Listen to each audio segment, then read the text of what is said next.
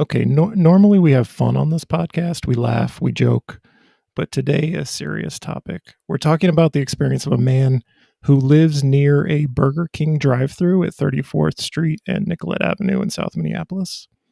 He thought with the help of zoning regulations and poor business practices that this nightmare had come to an end, that it had been closed for good, but the case remains unsettled. He's suing the city. That man, Adam Wysopal, joins me now. Welcome to the show, Adam, and I'm sorry you've had to go through this.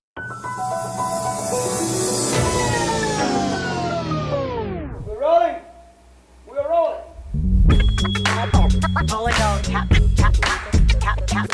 This is a real thing. Real thing. None of you have the balls to stop this. Stop this.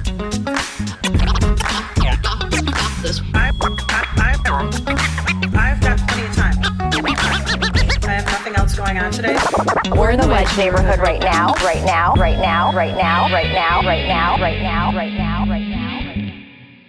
Well, appreciate it. Thanks, John, for having me. I've been a follower and a fan for some time, so it's kind of a treat to be joining you on this podcast.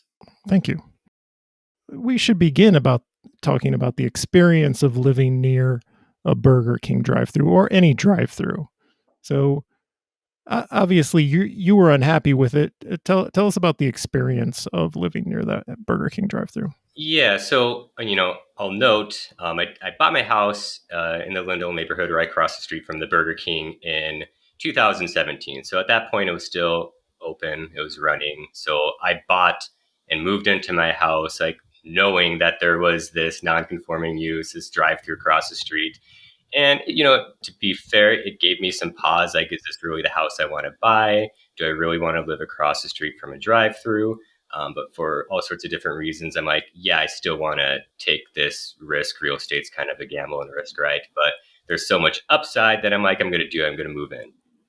So I kind of appreciated that there's going to be some, unkind or, just effects of a drive-through that, impair your quality of life, right? Like a loud drive-through intercom or trash. Exactly. Lots of cars swirling. It was really the intercom and the sign that were the primary, annoyances. So for instance, if it's a summer day, I have my bedroom window open in the evening, you can hear every word that's coming through that intercom. And that sign, would be illuminated until 10 in the evening. And it was very bright, it's shining into your house. And you've got the cars queuing up, especially in the evening on a summer day, got the windows down, music's coming out. So it's just kind of, it's obnoxious. It's not something that obviously I couldn't live with because like I said, I bought my house before. But my issues have been more about, compliance with the actual law than it is really the aggravation of living across the street from a drive-through, right? So, right.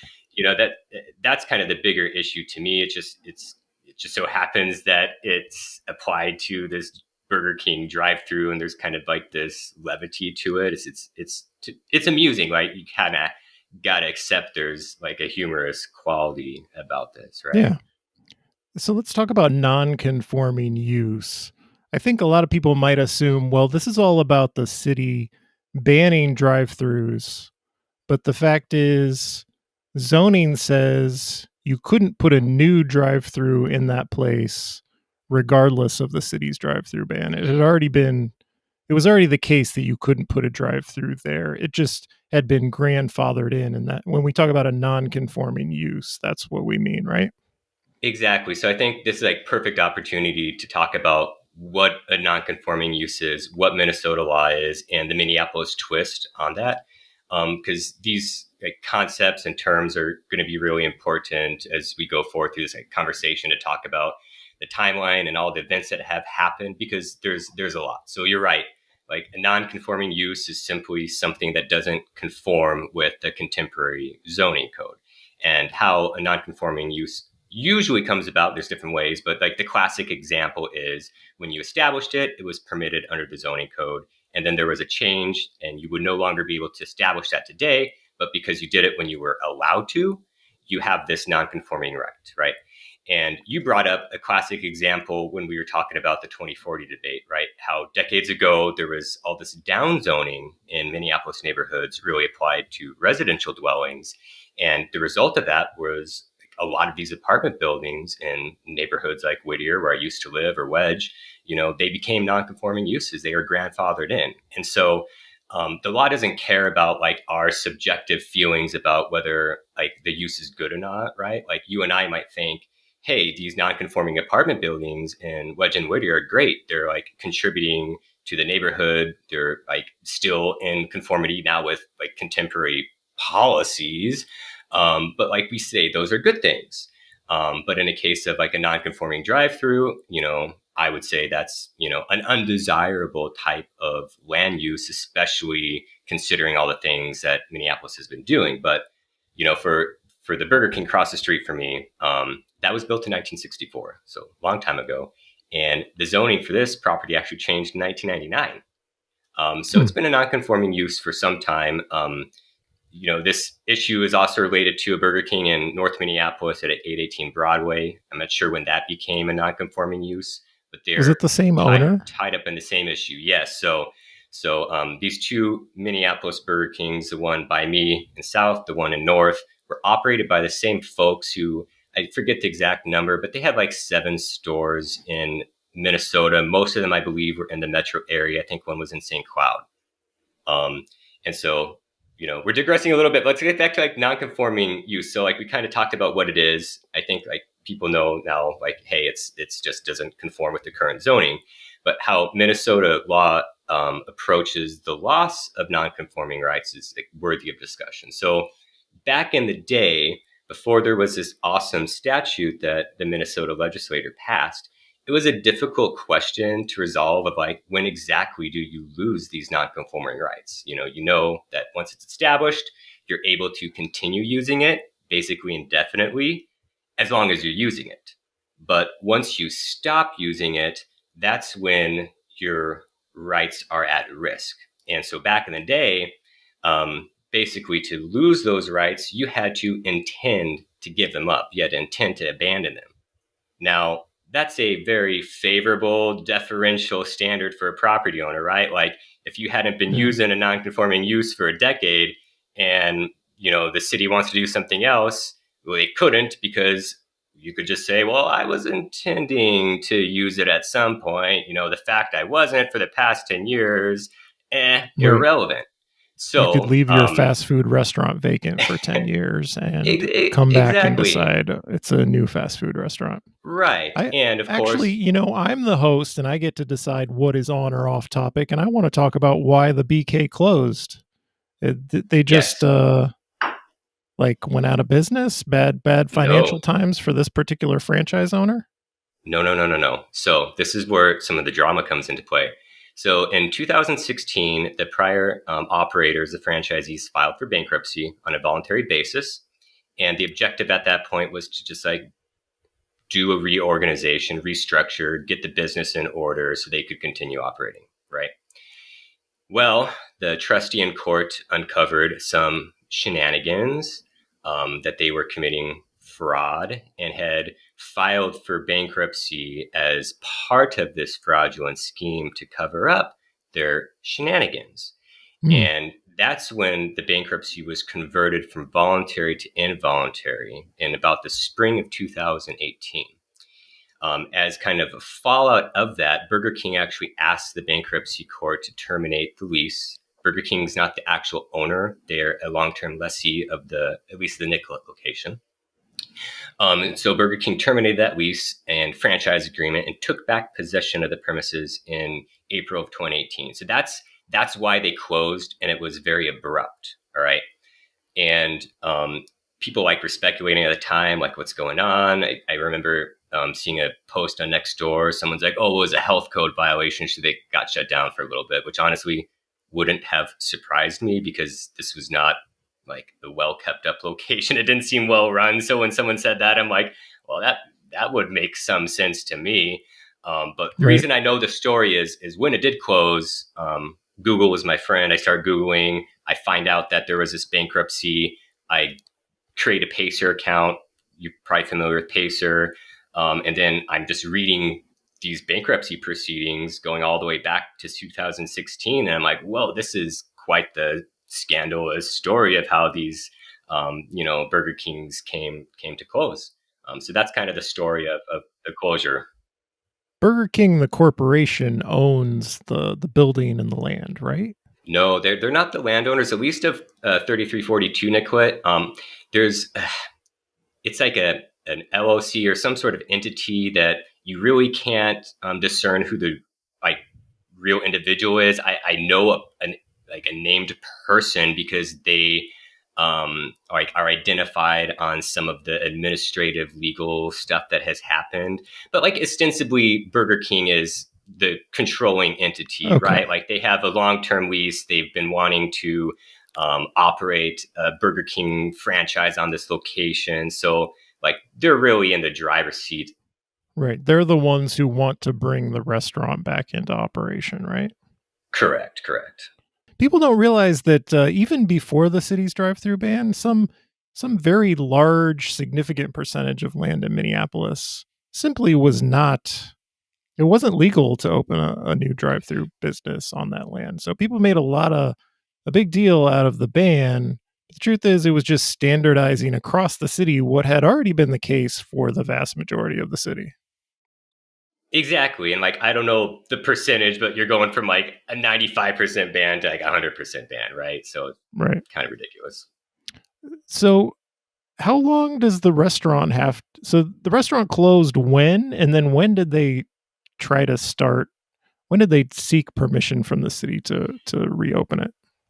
Okay. So this gets like blending what the lies and what they did a little bit. So I think it's important to like identify what the rule is to lose non-conforming rights before I answer that. So in Minnesota, there's a statute that says 1 year of non-use of a non-conforming use results in loss of rights. And it uses legal language, but what it says is if there's discontinuance for 1 continuous year, the rights shall be deemed abandoned, and then any subsequent use shall conform with the contemporary standards. And so because it was closed from April 2018 to April 2019, that factual condition was satisfied, non-use of 1 year, therefore rights are lost. Now, coincidentally, in May of 2019, so like 1 month after those rights had been extinguished, Burger King approaches the city, planning department to talk about reopening. Now, here's the thing. When they approached to have that conversation, they didn't know that the Burger King was a non-conforming drive-through, even though it had been since 1999. And they didn't realize that if it wasn't in use for a period of 1 year, those rights would be lost. So you would think that would be the end of it. Under state law, it would be. But here's the Minneapolis twist. Minneapolis decided to codify state law, but then add this rebuttal provision. And what that rebuttal provision says is, hey, if there's been this legal conclusion of abandonment and loss of rights, you can try to overcome that by proving with clear and convincing evidence that the reason for discontinuance for 1 year were due to circumstances beyond your control. So it's a lot there, but it's a high standard of proof. Clear and convincing evidence is more than a civil case, but less than a criminal. And circumstances beyond your control kind of speaks to what was in your way and how did you try to overcome them, and were you basically frustrated from resuming that use before it was abandoned. So because Minneapolis allows this rebuttal provision, that's what Burger King did in about December of 2019. So after the city advised them of what they should have known for 20 years, that they had a non-conforming use, they decided to try to argue the rebuttal of abandonment. And what they relied principally on was the fact that there was equipment that was left behind in the premises, and that equipment prevented them from reopening, even though they didn't know that they needed to reopen within a year. If that makes sense to you, it doesn't to me. What kind of equipment was left behind? Some, I think, kind of the cooking equipment, the fixtures, and that prevented them from reopening. That's what they say. How does That was the how does argument. fast food restaurant equipment left behind prevent you from reopening a fast food restaurant? Well, you get an affidavit from someone saying it did, and then you present that to decision makers and hope they buy it. Was it because it belonged to the previous operator? So there was a debt tied to it that the trustee was trying to resolve, to my understanding. But here's the thing: I it's like you imagine can. if a big corporation wants you to get your shit out of their building, they have ways. They have Well, ways to they do they that. do, and so Burger King like tried to blame the trustee. It's like, oh, the trustee didn't, wasn't cooperating with us. Well, here's the Right. thing.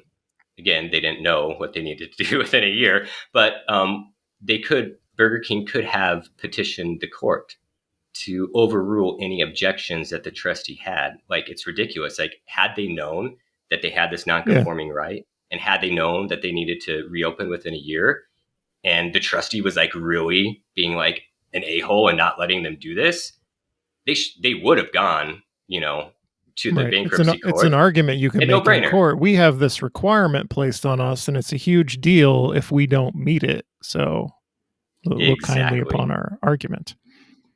The city didn't buy their argument. Like, I think they were as skeptical as you appeared to be, of like really equipment left behind in the stores stopped you from reopening. Doesn't really seem all that credible, and it seems more, post hoc, after the fact rationale to get you out of a nasty situation. So the staff actually recommended denying their request, and that then went to the board of adjustment.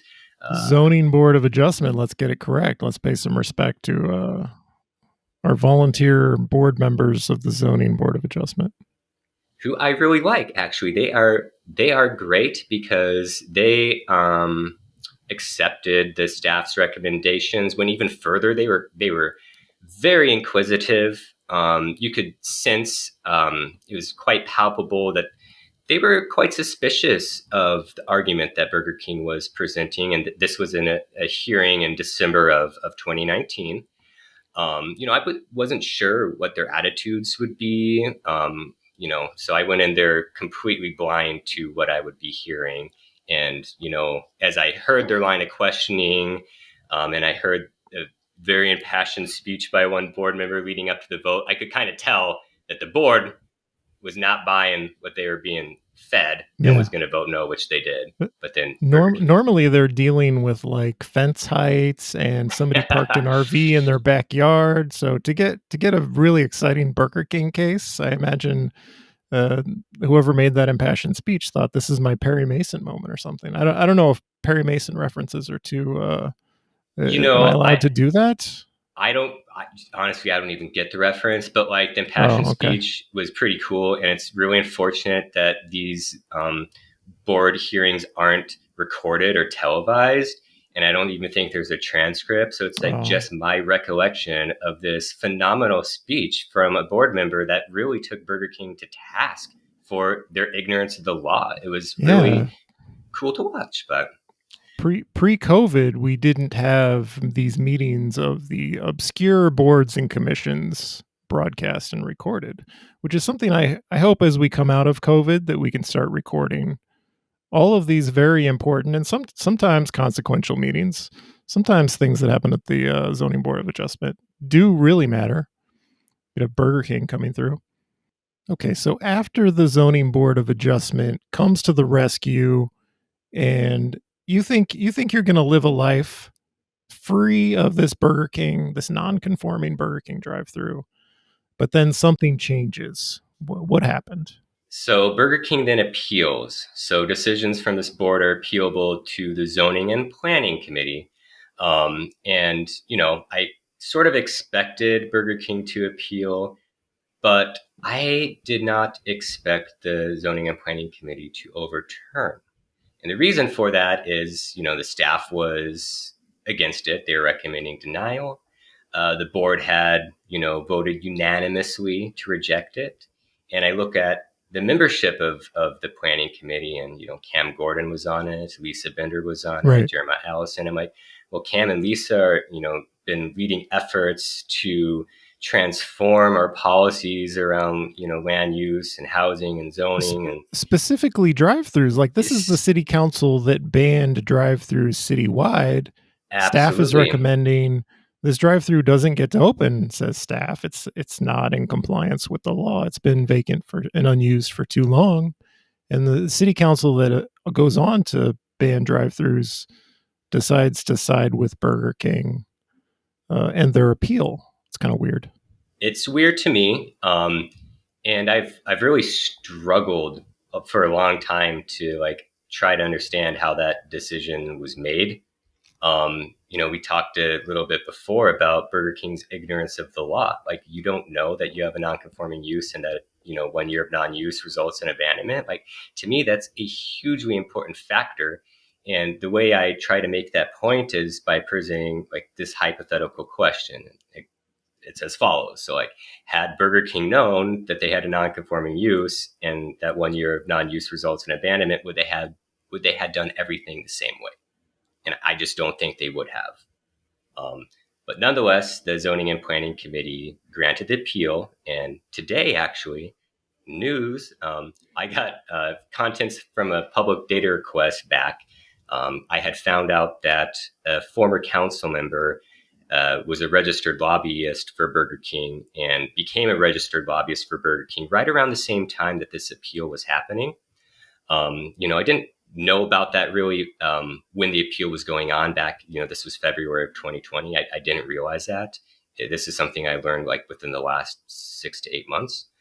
So anyways, as of today, I got the contents back, and for sure, this former council member, Jackie Cherry Holmes, was soliciting... Former council president, right? I believe so, was soliciting meetings from members on that committee and other council members to talk about this as it was going to appeal. I have very good news to report that our friend Lisa Goodman rejected that meeting and was asked hey, this is about the drive-through stuff. No, I can't talk to you about that. And I was like, yes. And reason why I'm shouting out to Lisa Goodman, which I know you have some differences with, she was the only person on the city council to vote no. She was on the Zoning and Planning Committee, voted yes. Okay. But then I sent a letter to the whole council laying out my argument, my point of view, my perspective, hoping that they would, not affirm the zoning and planning decision. And unfortunately, all 12 of them except Lisa Goodman voted yes. And then I sued. Only Lisa Goodman is honorable enough to reject a Burger King drive-thru. This is sound of something Lisa Goodman didn't tell to Jackie Cherry Holmes when she asked for a meeting about the Burger King drive-thru. I've got plenty of time. I have nothing else going on today. She didn't tell her that. That's what she normally says, but she no time for Jackie Cherry Holmes. So that appeal is granted, and then I sued. So I sued very quickly after the decision became effective. So technically, Zoning and Planning Committee recommends something, City Council adopts it. The mayor has a chance to veto.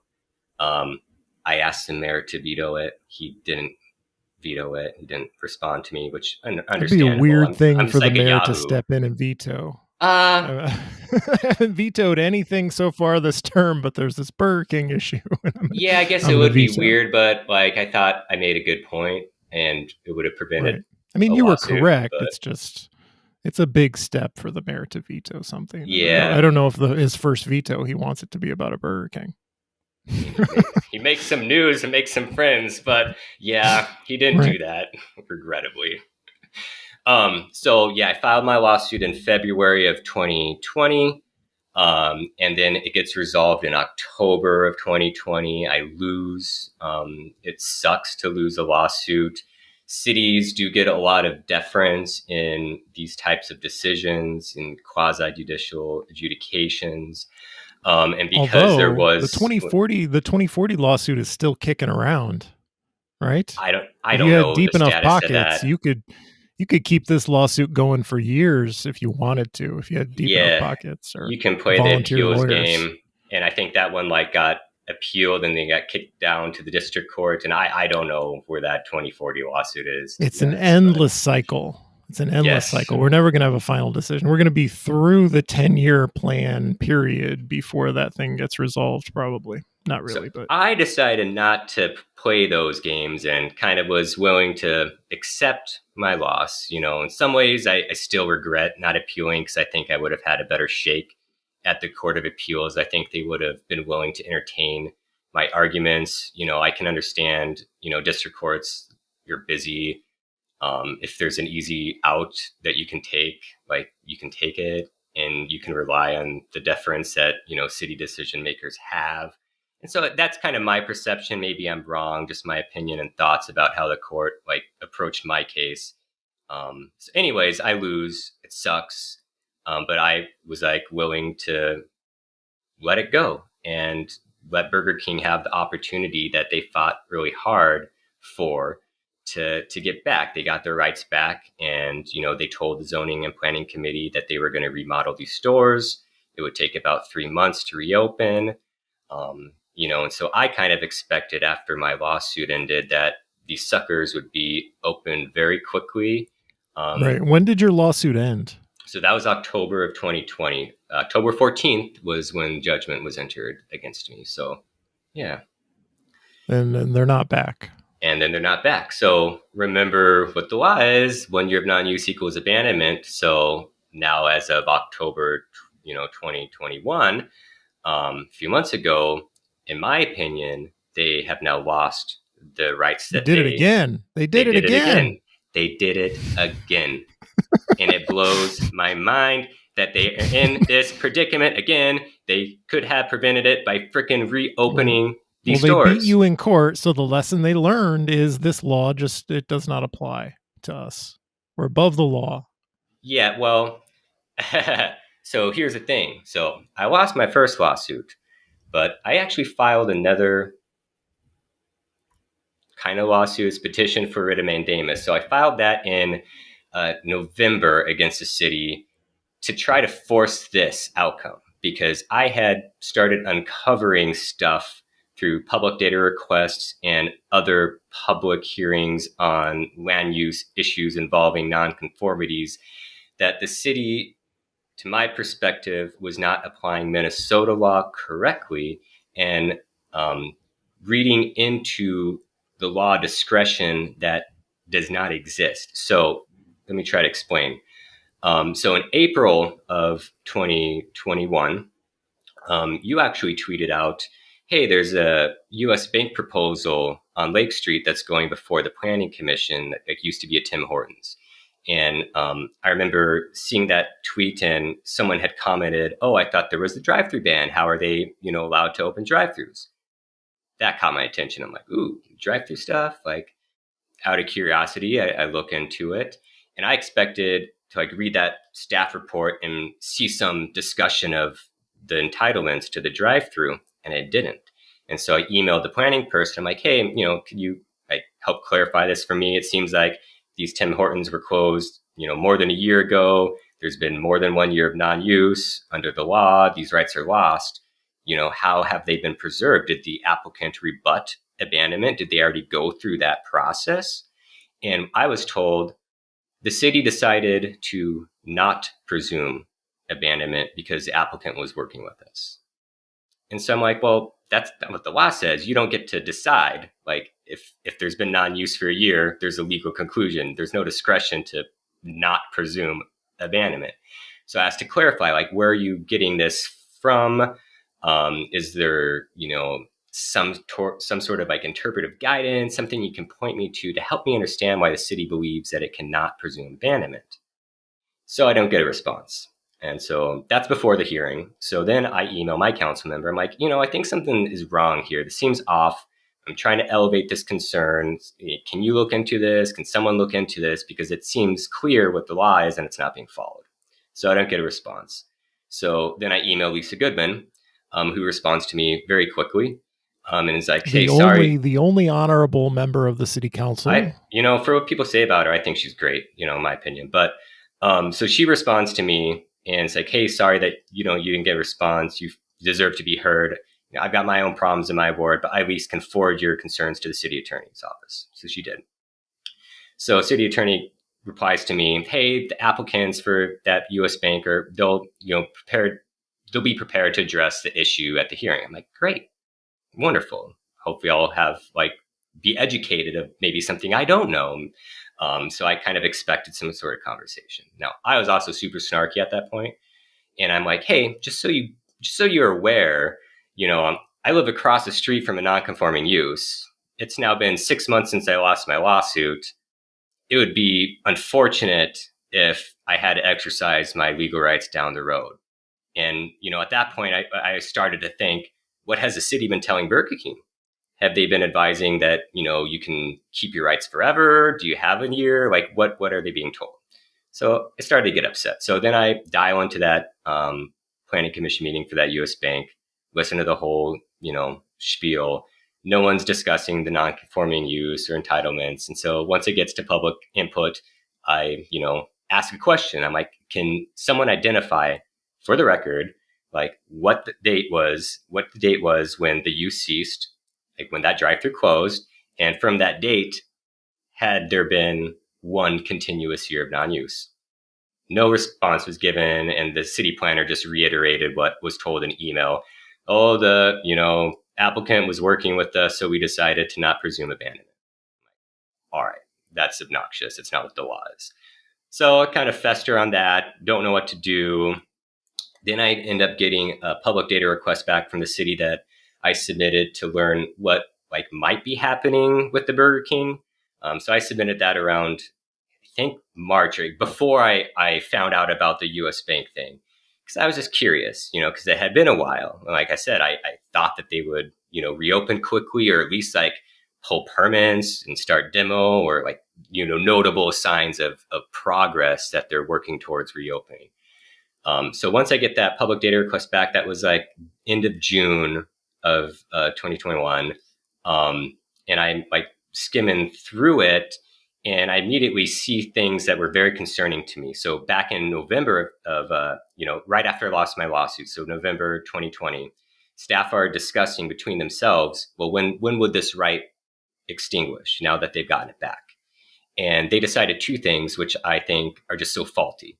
One of them is that they were going to consider marketing the vacant building, so Burger King marketing that building for others to use as use, and Right. that they could preserve their entitlements in perpetuity forever, as long as they're To make a profit on them. actively marketing it, even though it's not You being want to used. put in a coffee drive-through. You can have a coffee drive-through where you live, and never be able to drive through the intersection because it's blocked by hundreds of cars waiting to get into a coffee drive-through or something. A coffee shop would honestly, I think, be worse than a Burger King or McDonald's, because I think they do invite more traffic. But nonetheless, I read these statements, and it just seemed so detached from what the law is. It upset me.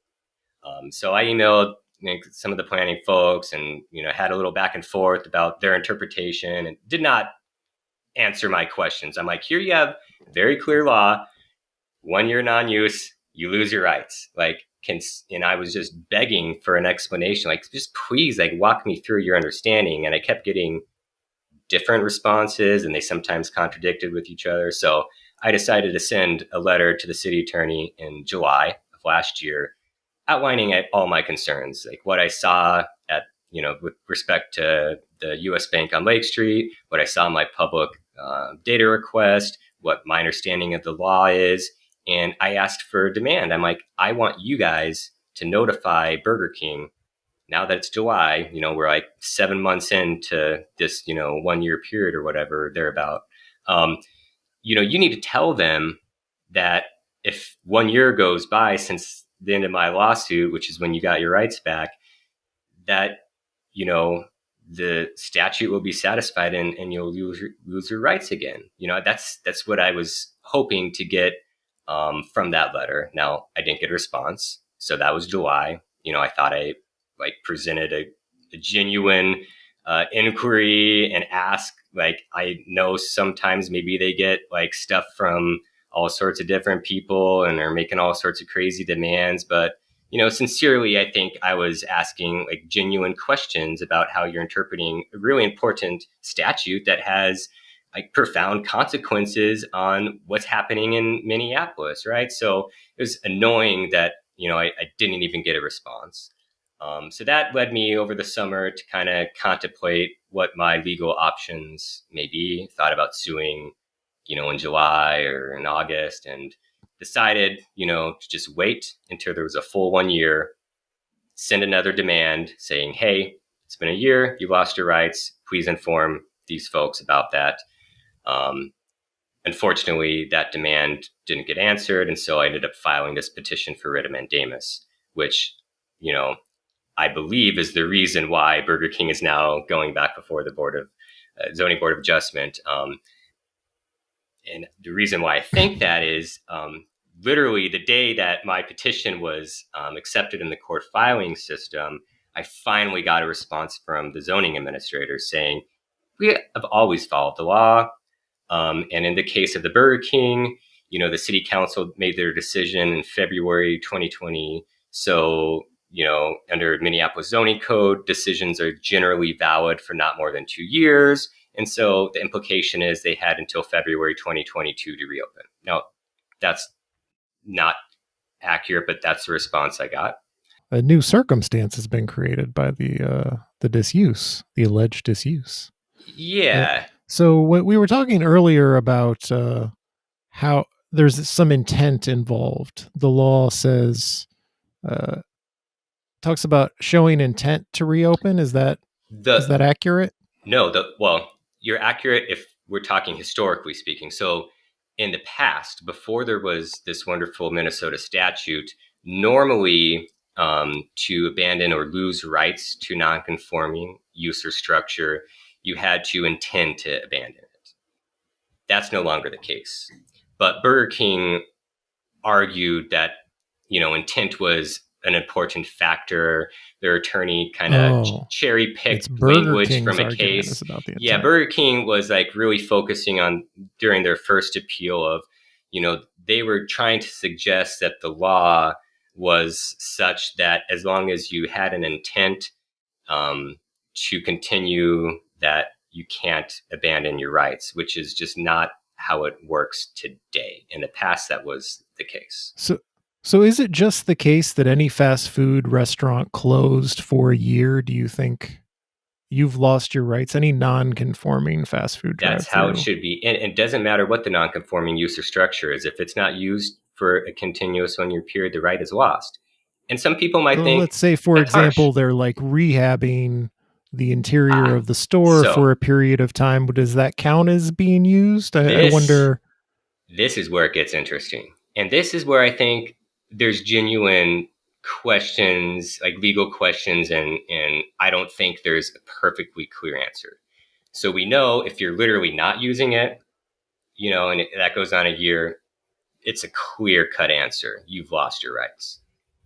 What if it's been 360 days and you start construction, but it's not open and you're not using that drive-through? Right. Is that real use? I don't think so. What if you start on day one? What if you spend 365 days, abandon your restaurant, but you've been marketing it for sale to a real estate developer for the full year? Are you using it? You're not using it. There's actually been Minnesota court decisions that have interpreted this type of statute and have applied the plain language meaning. They even will pull out like Webster's dictionary and be like, use is use. You're either like literally using it physically, tangibly, like using that structure, taking advantage of the drive-through, so marketing a vacant building would not be use under the plain language meaning of the law and how courts have interpreted it. Here's another one. What if the restaurant decides we're going to use our drive-through? This is actually a real world case. There's a bank drive-through near me where one of the lanes they just use is like employee parking. It's not both lanes, so I guess the drive-through is technically still being used. But what if they just stopped using the drive-through, but the restaurant went on functioning as a normal restaurant, and then after a year or two they decide, well, we want to start using the drive-through again? Could a wily neighbor like you decide they're going to sue to keep them from reopening their drive-through? Well, how would you interpret that? The wily neighbor should not have to sue because the city should enforce the law as it's written. and not allow that to reopen. And yes, in that case, if that drive-through has not been in use for continuous 1-year period, those rights are lost. That's the end of it. They could try the rebuttal argument, but I don't think they'd have a strong argument if they were repurposing that drive-through for a different benefit, So I think that would be a pretty clear and easy decision for the city to make. And I would expect that they would, enforce the plain language of the law, especially after my petition, which, has not been kicked out of the courts. It's still open. And I have reason to believe that the city has come around to, I guess, see my perspective and agree with me to some respect. But I haven't received a lot of communication from them. We've got a new city council. So makes me nervous. A more drive-through friendly city council. I don't know. The politics around drive-throughs are weird because I don't think anyone actually wants to live near one, but it's become this very culture war, you want to take my car away kind of stand-in issue, where even though I don't think anyone wants to live near a drive-through, people will complain about the drive-through ban, and it feels like a stand-in for other issues. Really, I don't feel like it's sincere, because if you turn around on them and say, "Hey, let's put one on your block. Let's put one behind your house." I mean, I would love to see some of like the data and map nerds on Twitter like do some sort of overlay of where the drive-throughs are in Minneapolis and kind of compare that to other interesting tidbits, where like maybe redlining was. I bet most of these drive-throughs, are on commercial transit corridors and neighborhoods with lower property values, right? Like how many drive-throughs are in Linden Hills, right? I can't. And the biggest complainers tend to come from wealthier, whiter part, more conservative, or I think we're supposed to say moderate parts of the city, where just as a matter of zoning, they weren't allowed even previous to the ban. But we're digressing into drive-through politics. Where do we stand now with this 34th and Nicollet Burger King drive-through? What is the process going forward? And the Broadway location. So they're both looped in this together. So we got two opportunities here to prevent these drive-throughs from reopening with the hope and expectation that they will be redeveloped. So right now, the applicant, so Burger King, has submitted the formal request with the planning people to try to rebut abandonment. It hasn't been completely reviewed yet, but I've been in contact with the assigned city planner and have been advised that they're hoping to bring that to the February 17th meeting, I believe, of the board to make a decision. Through one of my public data requests, the ones I got today, I picked up on the argument that Burger King is going to make. So they will be trying to rebut abandonment by arguing that they encountered supply chain issues and couldn't obtain a contractor in time to rebuild. Now, I'll note that they didn't raise this with the city until October of last year. So kind of interesting that once their rights are basically going to be lost, they're like, oh, we're having supply chain issues. However, I'm on this, I am obsessed about this freaking Burger King and holding the city accountable. So I have already been, Googling like a madman and have found multiple Burger Kings throughout the country that have been remodeled or opened during the pandemic. Or constructed. including one recently that was built in 72 days. And so I'm like, here's all these examples of all these other Burger Kings that were able to be built or remodeled or like the process started. And you're telling me that this franchisee, who's like literally, they have like over 160 stores, one of the largest, franchisees in the country, they're not able to do what all these other smaller players were able to accomplish. Like it just doesn't make much sense. The Arby's on Lake Street that was burned down in the summer of 2020. It was replaced remarkably quickly by, I think, a Raising Cane's. And it's smart because that actually brings another topic. So when a non-conforming use or structure is burned down like that or destroyed, it's a slightly different rule. So in the case of a nonconformity that's destroyed, and there were several examples of that during the unrest, there's a different rule. And that rule is you have to apply for building permits within 180 days of that loss. And so that loss has to be like at least a 50%, destruction, I think is the rule. Really? It's that strict? It's that strict. It's so strict. And so that's the rule. And so I think that's in like that case, that's like you're a victim of circumstance. It's nothing you intended to do. You had right. your building burned down, You think it would be the whether by opposite. arson or if your building just burns. You think you would have a year or more to do that, and maybe you should have a shorter time if it's just like a garden variety non-use, right? So yeah, I agree. It's a harsh 6-month turnaround, especially during that time frame when it was just volatile and people may not have realized it. Now, ignorance of the law is never a good excuse, but maybe there's some more sympathy, of course, involved when your building got burned down, right? Then you're just a dumbass and here we are with this Burger King. They've done it twice by choice, and a bunch of businesses that got burned down have rebuilt very quickly because of this time restriction the city has. You got to follow the law, and you got to know what the law is, especially when you're a sophisticated business entity. Like there's really no excuse, right? Like these folks should really know what they're dealing with and take every measure to really protect their rights, right? That's what this is kind of about as well. Do you think this is stealing a page from the NIMBY playbook? Like it's a cliche at this point. Some building project goes against a handful of neighbors and they sue. And the 2040 plan lawsuit, as we talked about, is still winding its way through the courts back and forth from one court to another with no end in sight. Have you acquired any wisdom about how to use the NIMBY playbook to do good in the world? Because, yes, to be honest, there's a lot of lawsuits out there. Those folks from know the what bad they're guys. doing. How do the good guys use it? Good guys got to start playing these games too. I'm not a fan of unnecessary litigation. I don't think you should sue unless you genuinely believe that you have a good argument. But that said, I don't think activists in the community should be afraid to flexing that muscle, because I have learned that the only way that you often receive a response is by filing something with the court.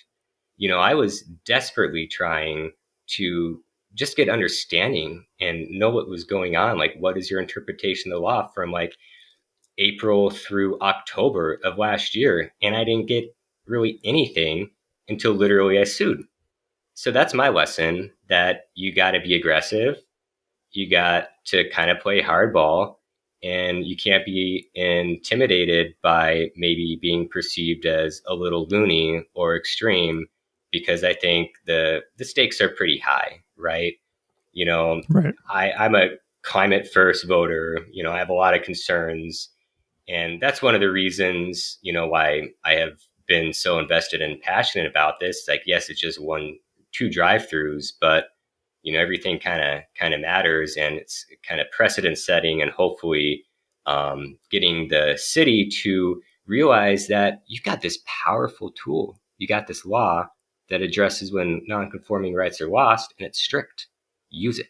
Take advantage of it, because it can eliminate these undesirable uses, hopefully quicker than it otherwise would be, and to help us realize a lot of the good policies that, former city council had passed.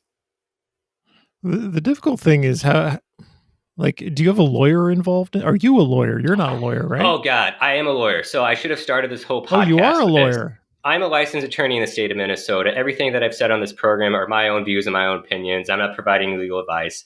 I don't do private practice. I've never represented individual clients. I work for a software company. For the last couple of years, I've been working with development teams to understand employment law, Now I do review of third party, vendor contracts. I'm not a real estate zoning lawyer. Everything that I've talked about on the show have been things that I've learned through my own independent research. But of course, I went to law school. I'm a licensed attorney. I have some, I guess, skills and ability to kind of interpret case law and kind of piece this puzzle together and kind of have an understanding, I think a pretty firm understanding of what the law is in Minnesota and how it should be applied. But yeah. So it takes some expertise. You can obviously do this yourself, but a normal person is going to need somebody to come in and help them do this. Yeah. Because even with my law degree, I had never, filed a lawsuit. Like when I was a student, I worked at a law firm as a clerk and would like draft a complaint or draft court proceedings. But I never developed a whole like case and was in charge of arguing motions and all this stuff. So even with my like background, it was a learning experience. I probably did things that weren't like the best.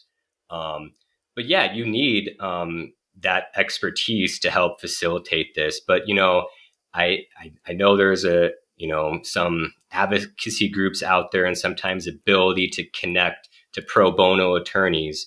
So maybe that's something like a lesson to learn, going forward, is that kind of building out that network of people who can really jump in and advocate, forcefully either to commissions and if need be to bring things to the court. Yeah, we need some kind of, because I've been thinking about this with Hennepin Avenue. If we could like bring in a lawyer to make a credible case, get the city to be like, do we want to get sued? I don't know. We better be careful on this and by the book and cognizant of our pre-existing policies, because these people have a lawyer. I've been thinking about it.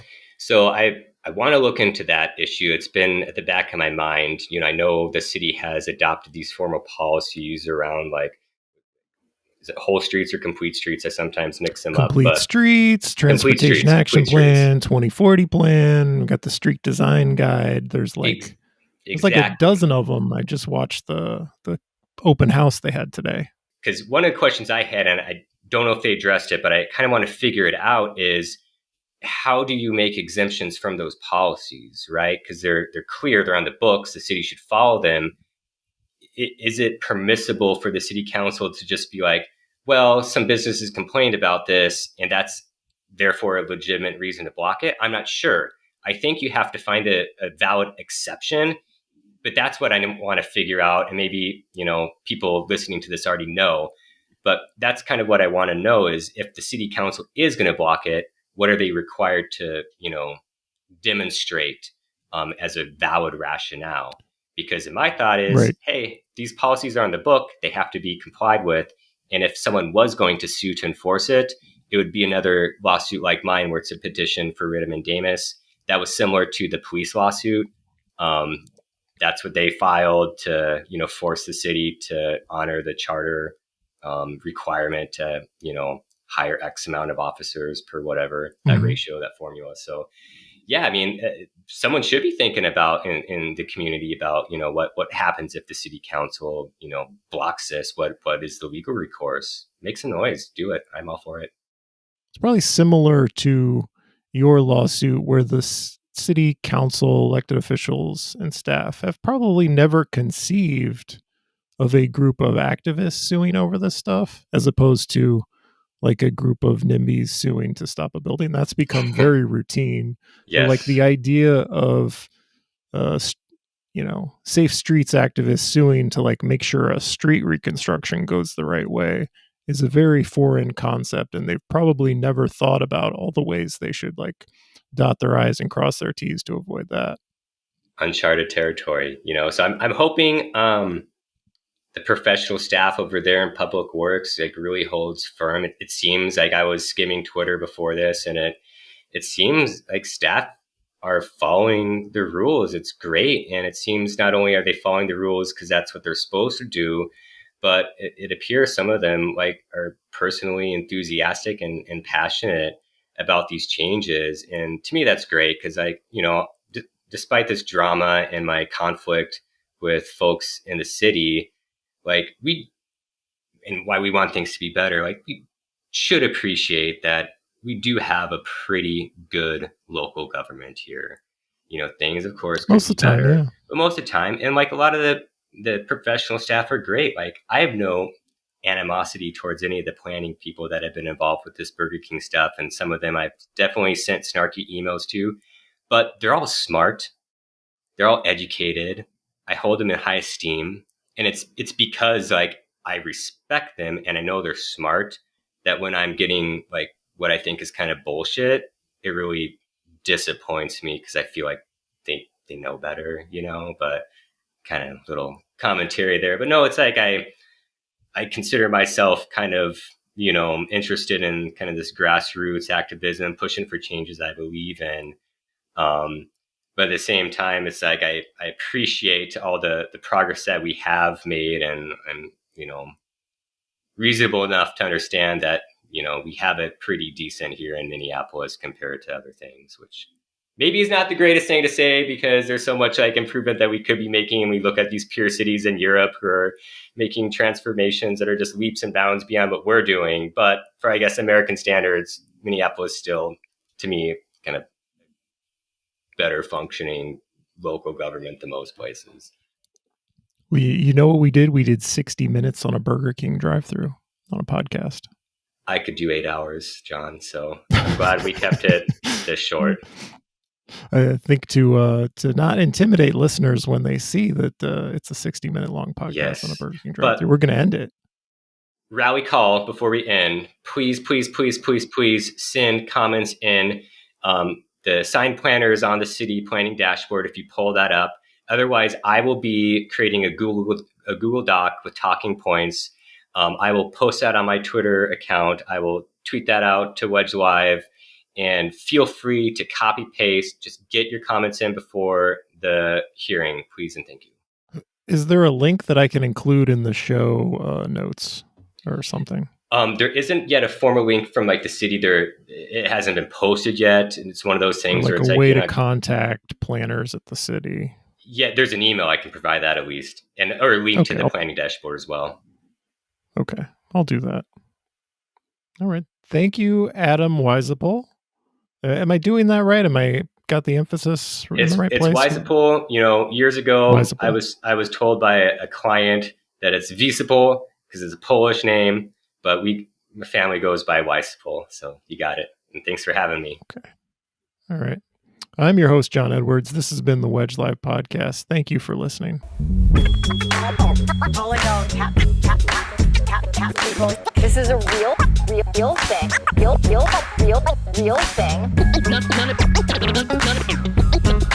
None of you have the balls to stop this. Stop this. I've got plenty of time. I have nothing else going on today. We're in the Wedge neighborhood right now.